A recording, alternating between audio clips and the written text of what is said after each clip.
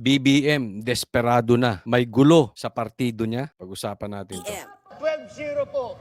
I-shade nyo na kagad. Ayan, 12-0. Oh, ano, di fake news ka ngayon. Bakit? Nabawasan ka eh. Paano magiging 12-0? Dahil ba ibig sabihin, umalis na si Amy dyan? Hindi na dapat iboto si Amy? O, fake news ka. Dapat ikaw ang iniimbestigahan ni Abante. Dapat ikaw ang iniimbestigahan ni Paduano. Dapat ikaw ang sinasabing fake news ni Claire. Sabi mo 12-0 eh. Paano na yan?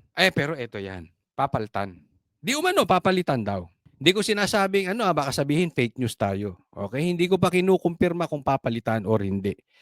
Pero may balitang papalitan. Sana lang, ang ipapalit mo, hindi galing sa dilaw. Kasi kung lihitimong dilaw, especially galing sa pamilya nang nagpatalsik sa tatay mo na ayaw pabalikin ang tatay mo, ayaw kayong pabalikin dito, ayaw ipalibing yung tatay mo sa libingan ng bayani. Kung galing doon, it shows how desperate you are.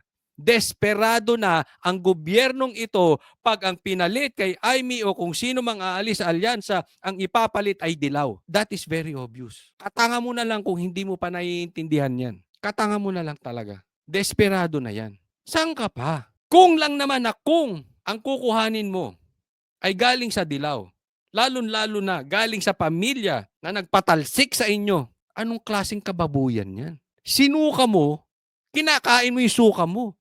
Ew! Kayo, kaya nyo kumain ng suka? Ganyang kadiri. Ganyang walang kapanindigan si Marcos. Ganyang walang B si Marcos. At ganyang kadesperado ang gobyernong ito. Just in case. Yun pa ang kukuhanin. At kung yung mga yun naman ay makikialyado sa Marcos na sinasabi nila dating diktador, magnanakaw, mamamatay tao, etc. kung ano-anong binato kay Marcos tapos pupunta ka dyan, anong prinsipyo meron kayong mga dilaw kayo? Hindi po unity tawag dyan. Walang prinsipyo. Kasi iba yung unity. Yung we agree to disagree. Pero hindi namin gagawin yung sa tingin namin mali ang prinsipyo. Halimbawa, paano ba yung we agree to disagree? Yung iba, gusto nang may color coding. Yung iba, ayaw. Pwede kayong just agree to disagree. But definitely, yung tinatawag mong magnanakaw, sasamahan mo, wala ka ng prinsipyo nun. Di ba? Hindi yan unity. Kawalang B yan. Both ways yan. Titingnan natin kung ganun na sila kadesperado. It shows how strong. Alam mo pag nangyari yon, sa tingin ko sure win na ang PDP. Maniwala po kayo sa akin, sa tingin ko sure win na ang PDP. Bakit? Nakikita na talagang sa survey lang sila malakas. Hindi ko alam kung sino pa nga nagpa-survey. Malamang sila din yan. Pero ganyan sila kadesperado.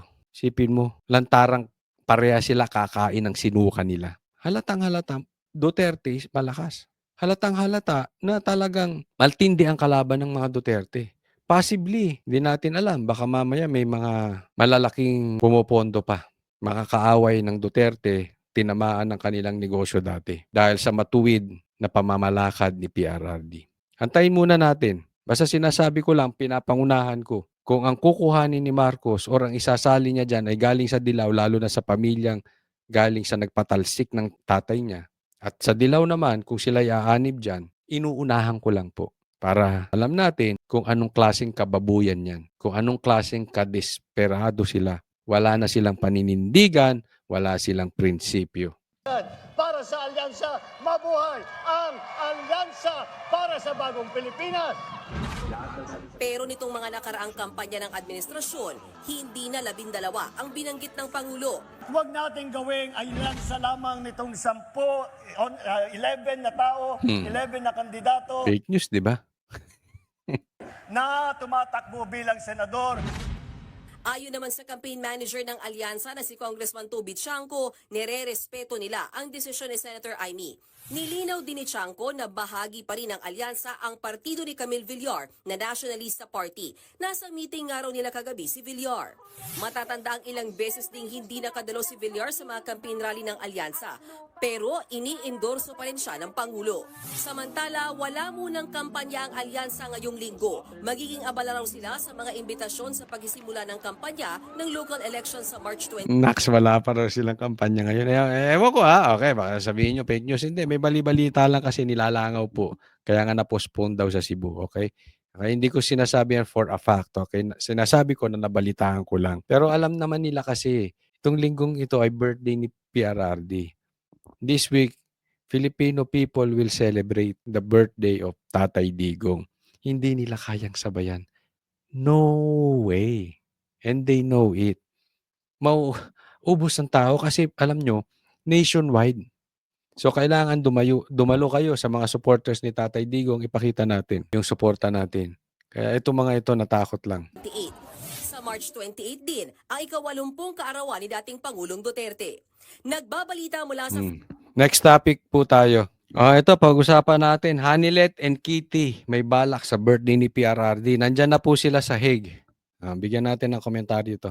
Nasa Netherlands na ang common law wife ni dating Pangulong Duterte na si Hanilet Tabansenya at kasama niyang anak na si Kitty Duterte para po sa nalalapit na birthday ng dating Pangulo. Pambira naman to si Kitty, Ang gulo kausap, Sabi ko, sabay kaming pupunta dyan, Umuna-una. Hindi ako inantay. Ambisyoso ka. Hoy, Coach Oli, ambisyoso ka, ha? No. Joke lang po yan, joke lang. Buti-buti, nandyan na sila. At live mula sa The Hague, the Netherlands, nagbabalik si Joey Francisco. Joey, anong sinabi ng mag-ina?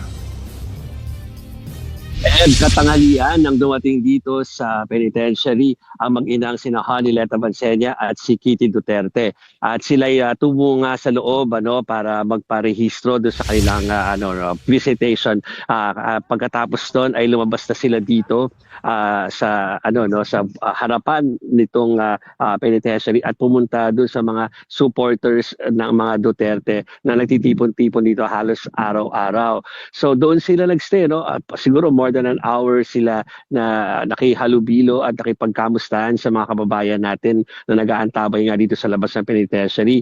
At hindi sila nagpa-unlock ng interview sa media, pero hindi raw sila nagpa-unlock ng interview sa media. Merong interview nakausap nila SMNI. Ayos sa inyo. Hindi kasi yan po nabalitaan natin, okay. Iko-confirm natin. Pero kasi may mga nakita ako, Oo, kausap na nila yung SMNI.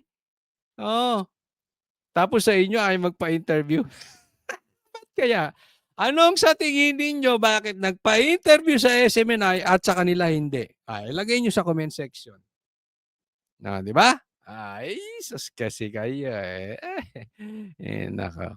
Hinayaan naman kami na makinig doon sa pakipag-usap nila doon sa mga supporters sila Ed. At isa sa mga narinig natin doon, aside from yung patuloy na pagpapasalamat habang nakipag-usap doon sa mga supporters sila dito, ay merong portion doon o pagkakataon na natanong si Kitty Duterte ng mga supporters kung ano kanyang birthday wish para sa kanyang ama, at ang sinabi niya ay good health. Sabi ka, baka ma-misquote ko, pero sabi niya, tinranslate na natin kasi sa kanilang dialekto ito sinabi, pero sinabi niya ay good health and sana daw ay kumakain na siya ng pagkain dito sa loob ng penitentiary. Tama. Ipagdasal natin si PRRD na magkaroon ng good health kasi malaking battle ito. And alam ko magiging kagamit-gamit sa Tatay Digong sa atin dahil ipapakita niya sa buong mundo na hindi karapat-dapat itong ICC ay talagang walang jurisdiction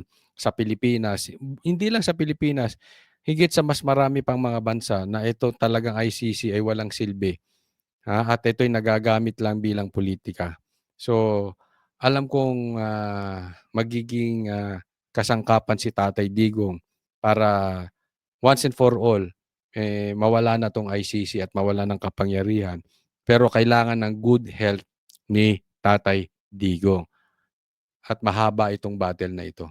At hindi maging matigas ang ulo, yun ang kanyang mensahe. So hindi pa actually nakikita ang mag-ina at ang si dati Pangulong Rodrigo Duterte. Ito ay nagpahiwati lamang sila ng kailang presensya dito sa The Hague at titignan kung kailan yung i-approve na schedule. Ang binibiti nila or ang gusto nila mangyari ay sana sa mismong kaarawan ng dating Pangulo sila pagbigyan na makapasok dito sa loob. Ed. Maraming salamat, Joey Francisco, live mula sa The Hague, Netherlands. Ako, itong masasabi ko rito, Posibleng may plano 'to sila Kitty at saka si Hanilet 'no, na dito sa birthday ni PRRD kaya nga sila nandiya diyan. And ito po ay magmimistulang, puwede natin sigurong sabihing people power. Birthday celebration and at the same time people power or maybe paghingi lang ng tayo po hindi kasi delikado po talagang, sila'y naghahanap ng butas, binubutasan po ang mga vlogger for sedition. Hindi po tayo nagsasabi na mag-aklas ang taong bayan. Pero this this will be like a international or worldwide people power na kung saan nagse-celebrate ng birthday ni Tatay Digong and at the same time na ilalabas natin yung sama ng loob natin sa gobyerno na yung ito ang ine-expect namin pero hindi nyo nagagawa. Ito pinangako nyo pero hindi nyo nagagawa. Bakit puro Duterte yung ginaayos ang sinisikil ninyo, ang ginagapos ninyo, ang ginigipit ninyo pero yung aming mga proyekto para sa Pilipinas ay hindi nyo ginagawa. Yan po ang ating isigaw. At napakaganda nito kasi international. Worldwide. Hindi nila kasi kayang pigilin sa ibang bansa. Kasi dito mapipigil nila eh. Halimbawa, nationwide din ang magiging rally sa Pilipinas. Pero alam mo naman, 'di ba? Pag dinisperse yan ng police torre, wala na. Halimbawa, may pupunta sa Maynila galing sa ibang bansa, ay sa ibang lugar sa probinsya. Haharangan lang yung mga choke points, haharangan yung mga kung saan dadalo ang mga taong pupunta sa Maynila, mababawasan po ang mga dadalo. Pero sa international, pag dyan po, yan, sabay-sabay, international, buong Pilipinas, buong mundo may nagrarally. Now, the international platform, makikinig. The international crowd will start to listen. Bakit ito nililiti sa ICC pero mahal na mahal ng buong mundo? Doon pa lang, magtataka ka na eh. Ako sisiguraduhin ko sa inyo, in my opinion, kung halimbawa makulong at litisin, halimbawa, bumaliktad ang mundo, si Marcos naman ang litisin dyan, si BBM, walang siguro magrarally sa tapat ng Netherlands. Even the yellows, the communists na ngayon ay kakampi nila, hindi susuportahan si Marcos. Hindi nila susuportahan. Sa ibang bansa din, walang magrarally for BBM. Magtataka ngayon ng mundo, bakit ganito kamahal ng bansang Pilipinas? Even yung mga asawa ng mga Pilipino, mga Pilipinas sa ibang bansa, even nung nasa Japan kami, yung rally, may mga Hapon. Kasi nakita nila yung pagbabago ng Pilipinas nung panahon ni Tatay Digong. Experience nila yan eh. May pamilya sila dun sa Pilipinas and at the same time na-experience nila kung ano yung progreso, kung asang bansa sila. Na-experience nila iba ang pamamalakad ni Tatay Digong. Kaya naman maraming nagmamahal. So, suportahan natin kung asan man kayo sa March 28, suportahan natin yung birthday ni Tatay Digong.